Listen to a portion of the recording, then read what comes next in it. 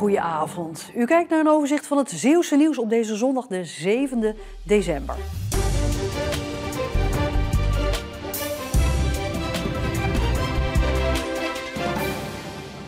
Het hart van de Middelburgse wijk Griffioen moet de komende jaren drastisch veranderen.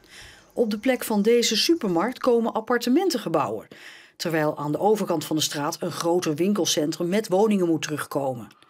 Schoolgebouwen in de wijk schuiven daarvoor op, vertellen bewoners die samen met de gemeente in een wijkteam aan de plannen werken. Het hele hart van Griffioen wordt vernieuwd. Dat betekent dat er een heleboel woningen bij komen. Zo'n 260 staat nu in het stedenbouwkundig plan. Nieuwe scholen, en dat is eigenlijk heel belangrijk, want die zitten nu al heel lang in containers. En er komen ook een hoop appartementencomplexen voor zowel jongeren als ouderen, want daar is veel gebrek aan.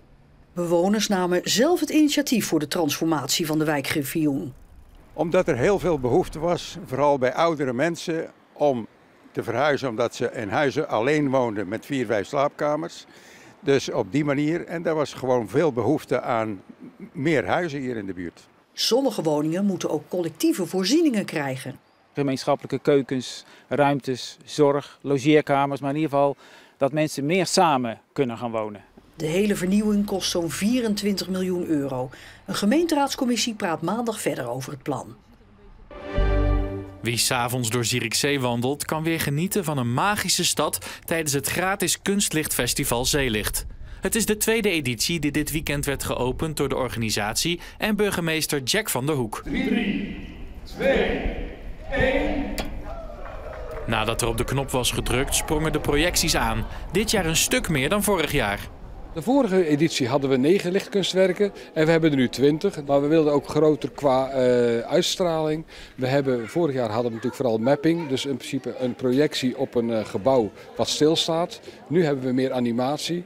En de route is geen 500 meter, maar 2,6 kilometer. Best wel wat langer, groter en iets meer voor mensen te beleven.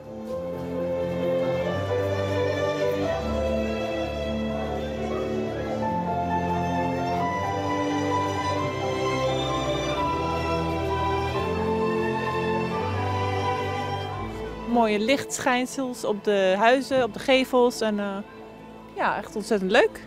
Ik vind het tot nu toe ook heel mooi, vooral net op de gebouwen daar zo, dat er allemaal dingen werden geprojecteerd.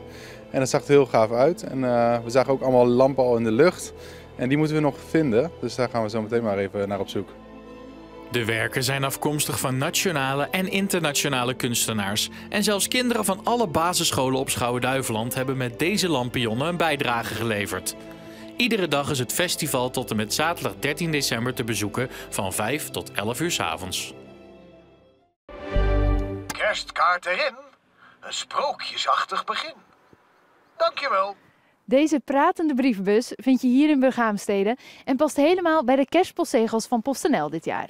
De decemberzegels zijn dit jaar namelijk ontworpen door de Efteling en dus zet het postbedrijf in iedere provincie een pratende brievenbus neer, à la Hollebolle Gijs. Kerstkaart erin, een sprookjesachtig begin. Die in Zeeland staat in de tuin van postbezorger Carla.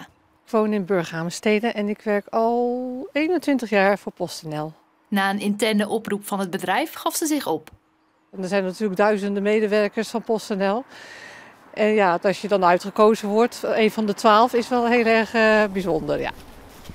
Kerstkaart erin, een sprookjesachtig begin. Ik vind het eigenlijk hartstikke leuk. We hadden hier in de buurt altijd wel meer brievenbussen, maar die worden steeds minder en minder. Dus dat maakt het op zich van versturen van brieven ook wel lastiger. Dus ja, als het zo dichtbij is, dan is het kleine moeite om er gebruik van te maken. Dus ik vind het wel een heel leuk initiatief. En dan nog een pratende ook. Ja, dat had ik dan weer niet verwacht, maar dat is een leuk klein detail. Kerstkaarten, dankjewel. Denkt u dat u dat geluid nog kan horen als het straks kerst is? Zelf hoor je het natuurlijk bijna niet, hè, want je zit binnen of ik ben aan het werk. Dus ik denk het wel, ja. De pratende brievenbus staat er nog tot en met 19 december. Een sprookjesachtig begin, dankjewel. We begonnen deze zondag vandaag in Zeeland met droog weer. En er was ook af en toe nog een enkele opklaring, zodat de zon even kon schijnen. Maar dat duurde niet lang, want in de loop van de dag zagen we vanuit het zuidwesten bewolkt weer komen. En dat had te maken met een warmtefront wat in de middag zorgde voor lichte regen en motregen. Het was wel zacht met een temperatuur rond 12 graden. In de loop van de avond wordt het droog en dat blijft vannacht dan ook het geval. Dan hebben we soms een opklaring en minimumtemperaturen van 10 tot 12 graden bij een matige tot vrij krachtige zuidwestenwind. Ook morgen hebben we een vrij krachtige zuidwestelijke wind en daarmee is het wisselend bewolkt. Soms schijnt de zon nog wel even, maar dat is niet uitbundig. We hebben namelijk ook af en toe te maken met een enkele bui. De temperaturen liggen rond 13 graden en ook de komende dagen blijft het zacht. Het is overwegend bewolkt, alhoewel de zon zich ook zo nu en dan even kan laten zien. En het ziet ernaar uit dat er van neerslag niet veel sprake zal zijn. Dus de komende dagen blijven meestal droog met een temperatuur van eerst nog 13 graden. En met het korte nieuws en ook het korte weerbericht van deze zondag besluiten we deze Zeeland Nu. Nog een hele fijne zondagavond en graag tot morgen.